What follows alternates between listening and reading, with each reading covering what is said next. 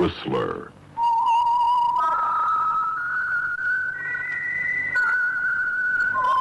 Presented by the United States Air Forces in Europe.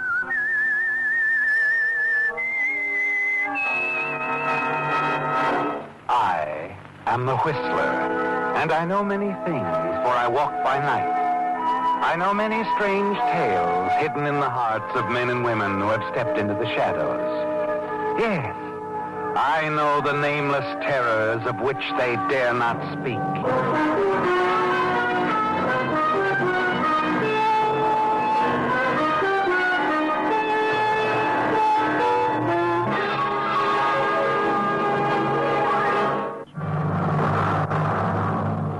And now, the Whistler's strange story, Hudson Bay Incident.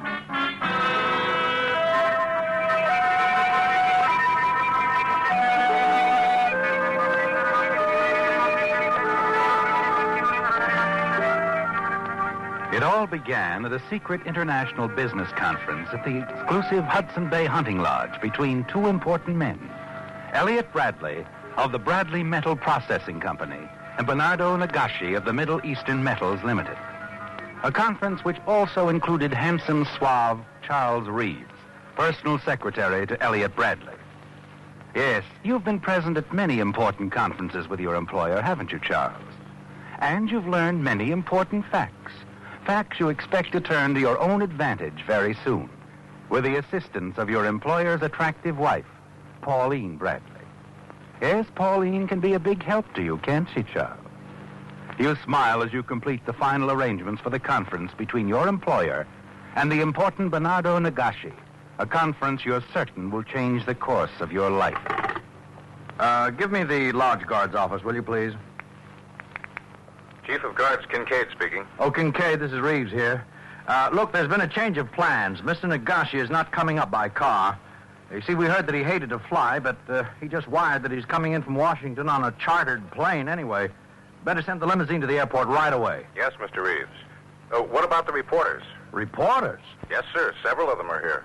Oh, but this conference was supposed to be a well-kept secret. Well, how do you suppose they found out? I wouldn't know, Mr. Reeves. Mr. Bradley's arranged for a few hours of hunting with Nagashi before the business conference. Right, Mr. Reeves. Well, I'm tired of being kept in the dark. What's this all about anyway, Charles? Well, I'm sworn to secrecy, Mrs. Bradley. You'd better ask your husband. Yes, I can tell you now, Pauline. Britannium. Oh, the rare metal, Elliot. Yes, we need it desperately for our defense production. And where does Mr. Nagashi fit in? His outfit, Middle Eastern Metals, controls most of the world's production, and they're selling it behind the Iron Curtain, and we've got to stop it. That's why I'm meeting Nagashi. And just what are you supposed to do? Get the Britannium for ourselves. Nagashi wants certain patents that we control, so I'll put it on the line. The patents in return for all of Middle Eastern Metals' Britannium. Well, what are all the guards for? Somebody might just try to get Nagashi and pin it on me. And that would kill our chances of ever getting the Britannium. Well, with all this going on, you're quite the man of the hour, Mr. Bradley. May I suggest that you'd better go on down to the main lounge and talk with the reporters before Nagashi arrives? I'd certainly like to know how they found out about this meeting. You coming along, Reeves? Oh, why don't you let Charles stay here and keep me company? Very well. I'll be back in a few minutes.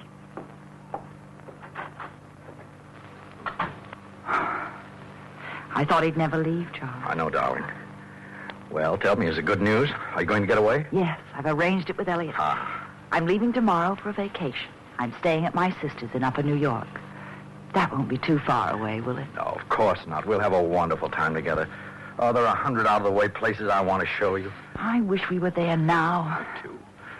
Elliot means well, but I'm so tired of his everlasting committees, business meetings, receptions. I just can't take it anymore. I'm going to buy a whole new wardrobe. I'm beginning to feel 16 again. Say, you don't think Elliot suspects anything, do you? Well, I don't care if he does. I want him to know. No, we have to be sensible, Pauline. My promotion papers are in Elliot's briefcase. All they need now is his signature. Is that so important? It means my whole career. Besides, if he knows about us, you'll never get a cash settlement out of him when you file for divorce. I don't want one.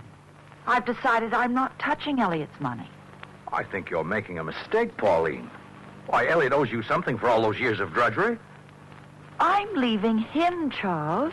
He owes me nothing. He's done his best to make me happy. He just doesn't understand that it takes more than success to make a woman happy. But, Pauline, all our future plans... Look, we might as well face it now, Charles. Which comes first, your career, cash settlements, or me? Well, you do, darling, of course. Well, then, I'm going to tell him. Oh, look, let's not quarrel, Pauline. There's no hurry. Oh, come here, darling. Oh, Charles. I want to be as honest as I can to Elliot. I know. You do understand. Of course I do. Now, we'll discuss it later. Now, let's be careful. Elliot's due back any moment. Now, you won't do anything till then, will you, darling? Well, I won't promise that, Charles. It's my decision. Oh, how's the press briefing, Mr. Bradley? Short and to the point. We better get ready. The limousine is coming up the drive with Mr. Nagashi now.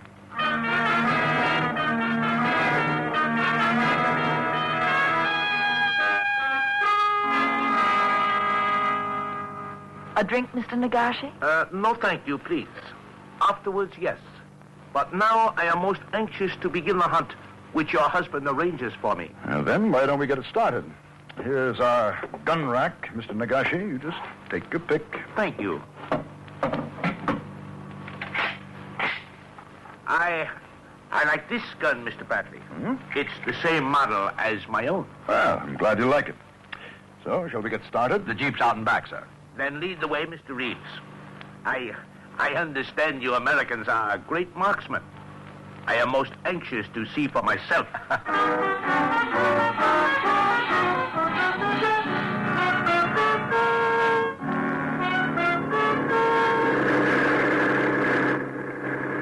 You certainly got Nagashi in a good humor. He's nailed a half a dozen rabbits. Now he wants a deer. Yeah.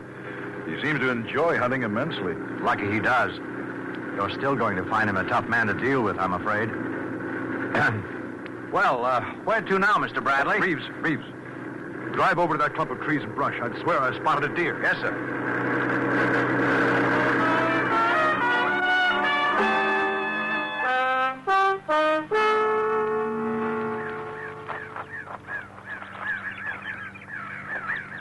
There goes Nagashi. Over there. I see him.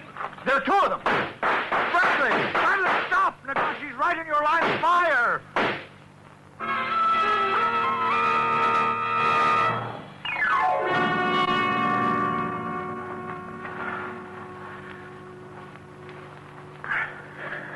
Say something, for heaven's sake. Nagashi's dead. Huh? Oh, no. No, he can't be. Reeves, you don't know what that means. Yes, Mr. Bradley. I know exactly what it means.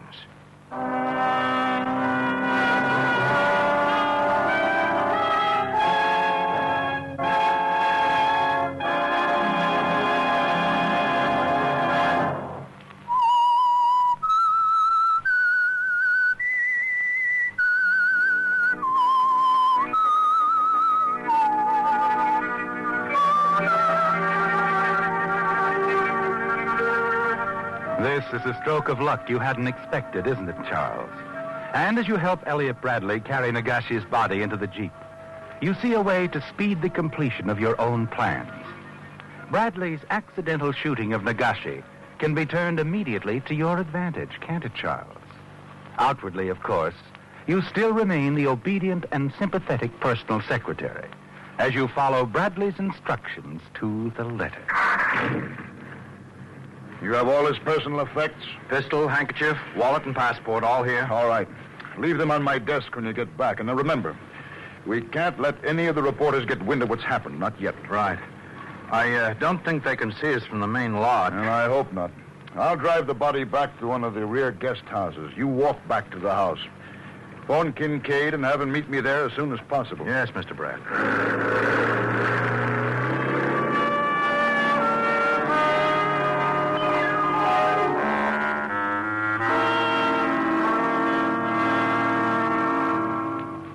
Kincaid, this is Reeves speaking. Mr. Bradley wants you over here right away. It's an emergency. What's happening, Charles? Elliot killed Nagashi while we were hunting. Oh, no. Yes. And Elliot's shot is going to be heard around the world. Where is Elliot now? He's on his way here. Oh, I'd better get the note I wrote him. He mustn't read it at a time like this. What note? About us. I just couldn't face him and tell him you and I were in love. I thought it would be easier if I wrote him a note. But I told you to wait, Pauline. Oh, never mind that now. I left the note on his desk. Oh, Elliot. Hello, Pauline. Oh, Elliot, I'm so sorry. I know how you must feel. How I feel doesn't matter. It's the consequences that count. I'm a hated word to most of Nagashi's company as it is. There are plenty of enemy agents working inside his company ready to blow this whole thing up into a sinister plot. And there goes Britannium. That's what I'm afraid of, Reeves. I put through a call to Kingston in Washington while I was at the main lodge. No, that's probably Kingston now. Hello. Yes, this is Mr. Bradley. Oh, Mr. Kingston's not in, huh? Well, keep trying, operator. Yes, this is urgent. Oh, he's expected soon? Thank you. Thank you. Well?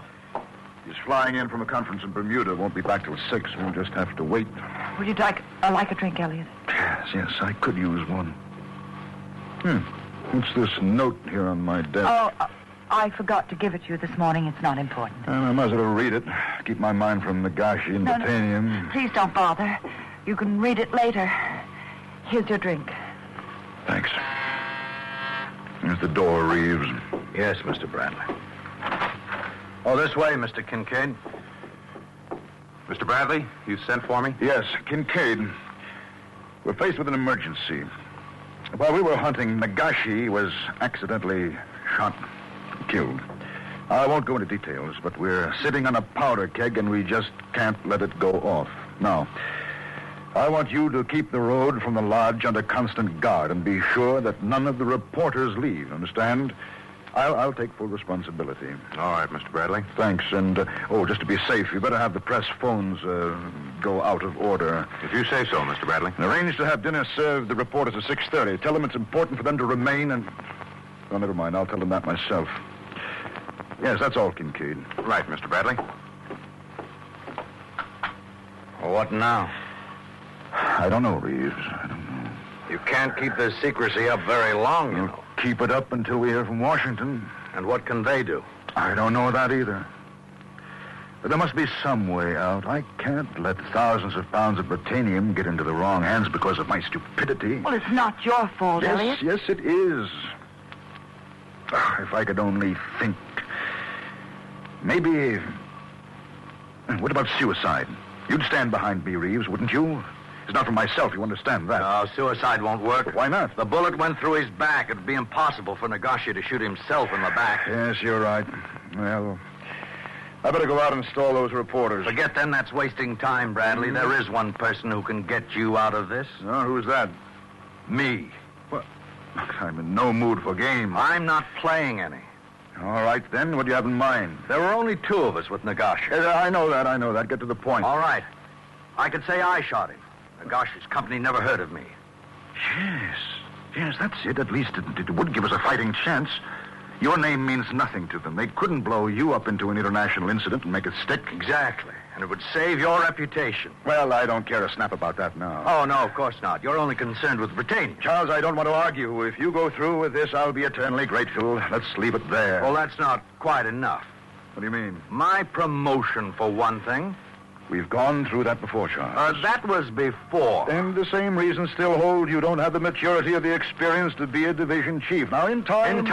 The time is now, Bradley. Ah, I see. No, not quite. I'm not finished yet. You just bought 5,000 shares of preferred stock in the company. You'll sign that stock over to me. Charles, how can Keep out of this, Paulie. Now I'm warning you. You don't know what you're saying, Lee. Oh, don't I? What's that quotation? Power falls to the man who has the courage to be merciless? In other words, blackmail. Why? Don't start anything, Bradley. Remember, I'm your only witness, and if necessary, I'm prepared to swear you lost your temper and killed Nagashi deliberately. You don't, Elliot. That's just what he wants. You're right. I have to keep my head. I'll answer it. Hello? Yes, just a moment. It's Kincaid for you, Elliot. Yes, Kincaid. Huh? All right. Well, I'll be right over. Well, what was it, darling? The reporters are climbing all over Kincaid. I have to go out and talk to them. In the meantime, Reeves, you'll have a chance to change your mind. Thank you, Bradley. But don't count on it. As Elliot leaves to see the reporters, you casually walk over to the bar and mix yourself a scotch and soda. You're in a perfect position, aren't you, Charles? You know Elliot is growing more desperate and that he'll soon have no choice but to accept your terms. You'll have the position and wealth you've always wanted. You're not at all worried about Pauline now, are you, Charles? You're sure you don't need her anymore. And you're almost amused as she comes toward you, her eyes blazing with anger. That was low and vicious, Charles. No matter how we feel, Elliot is a fine man. He doesn't deserve that kind of treatment, especially from you. Well, the loyal little wife. Charles, Charles what? You're a great one to be preaching sermons to me. don't talk that way. Oh, why not? What did you do the minute your husband's back was turned? That's a nasty thing to say. I was in love with you, you know that. Was? Yes. Past tense. Oh, I see. I wonder how many times you've played this little game before. Why, you... Oh, that slap won't help. You don't like the truth, do you? It was a lie. A despicable lie. Oh, was it? I suppose you really believed I wanted to marry you. What? Oh, I see. I was just a pawn in your little game. First, you wanted to become Elliot's personal secretary. And then you wanted the promotion and the cash settlement. You were just using me, weren't you, Charles? What a fool I've been. Well, you don't have to keep on being one. Hey, look, Paulie. Oh, forget it. How did it go, Elliot? Not good, not good. The reporters are getting suspicious. They want to see Nagashi. Well, you don't have much time, Bradley. I didn't ask for your advice. You're waiting for Washington, aren't you? They can't save you from a murder charge. I'm the only one that can do that. I don't do business with a knife at my throat. But it's there all the same, Bradley. I prefer to ignore that fact. Pauline, Yes, darling. what did I do with that note I found on my desk? Oh, here it is in my overcoat. Oh, please, Elliot. I'd rather you didn't read it now. Why not, Pauline? It's so amusing. Oh, nothing. Nothing at all. It's all right with me if you never read the note, Bradley.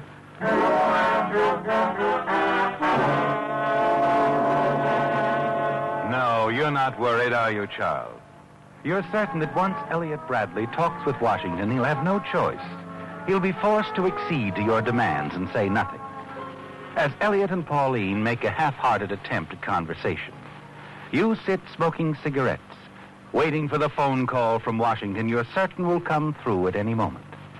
After about 20 minutes, as Elliot quickly reaches for the phone, you silently lift the extension phone, open your notebook, prepare to make your usual notes of the conversation. Elliot Bradley speaking. Washington calling Mr. Bradley. Put them on. Hello, Mr. Bradley. Yes. This is Lester Shaw, manager of Mr. Nagashi's American office. Oh, yes, Mr. Shaw. I'd like to speak to Mr. Nagashi, if you don't mind. Well, he is not available at the moment. He went hunting. Oh, I see. Well, then, would you tell him that we received a coded cable from our board of directors this afternoon? A special messenger is on his way to the lodge to deliver it to him personally. He should be there any time now. Yes, I'll tell him. Thank you. Good day. Good day. What is it, Elliot? Bad news. A messenger's on his way up here to see Nagashi. Well, Bradley? All right, Reeves. All right, you win. No, don't do it, Elliot. Don't do it. I have no choice, Pauline. I can't risk our whole defense production to stop one cheap little crook. Here's your briefcase, Bradley. Sign the necessary papers and be quick about it before I change my mind. You get the door, Pauline. No. Sit still, both of you. Let me answer it. It'll be my last official act as your private secretary, Bradley.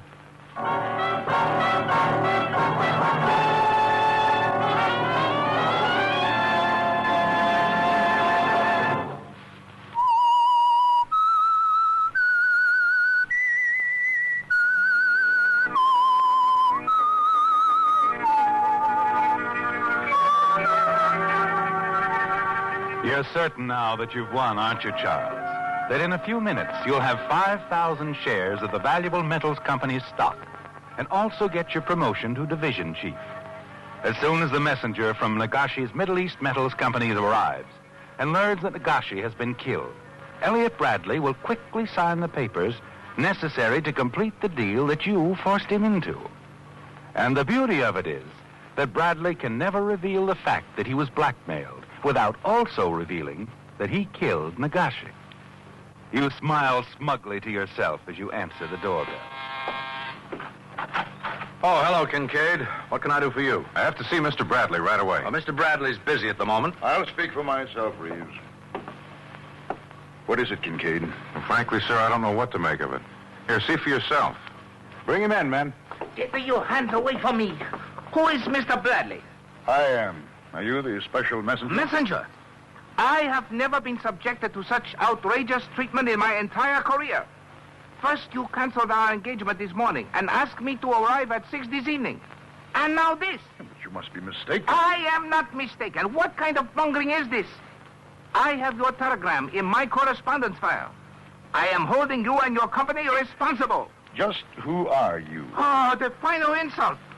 I am Bernardo Nagashi, here at your invitation, Mr. Bradley. It's impossible. He's out of his mind, Bradley. Keep quiet, Reeves. Your passport, please. Oh, Dale, I suppose you'll search my luggage next, huh? I'm sorry, but I must insist on seeing your passport. Very well, but I give it to you under protest. Here. Now are you convinced who I am? Well, no, not yet. Pauline, hand me that other passport. It's on the desk next to the gun and the handkerchief. Yes. Here it is, Elliot. Thank you. Well, this passport has your name in it, too. And look at the identification photo. Huh? A forgery. It is Kim Son Konoye. Where is this man now, huh? Dead. He was shot today by accident while we were out hunting. Thank heavens. Forgive me, Mr. Bradley, but we were almost the victims of a daring and clever plot. Yes, I see it now. He sent you a telegram to delay your arrival, then wired us he was coming in by plane. This Konoye was one of the Middle East's cleverest agents. He was here for more than information, Mr. Bradley. He didn't want me to return alive. The Whistler. Listen next week when once again the United States Air Forces in Europe present The Whistler.